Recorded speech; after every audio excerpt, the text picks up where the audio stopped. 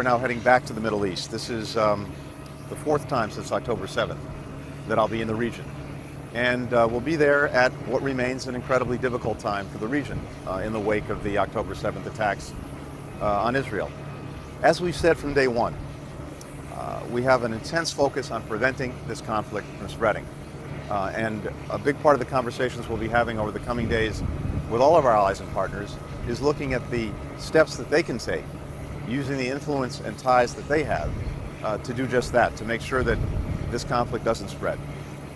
Second, we'll be looking at what we can do to maximize the protection for civilians, maximize humanitarian assistance getting into them, and also to get hostages out of Gaza. The situation for men, women, and children in Gaza remains dire.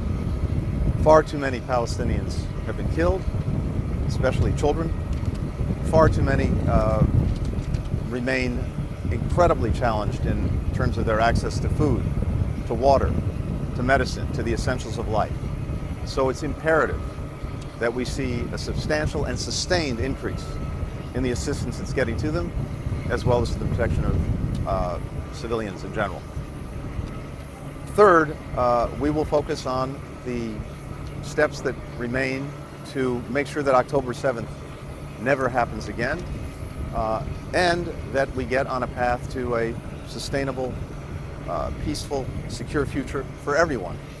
That starts with the work that's going to be necessary in Gaza itself to rebuild, to have security, to have Palestinian-led governance, and it goes to the longer path, the broader path, toward durable peace and security for Israelis and Palestinians alike. These are not necessarily easy conversations.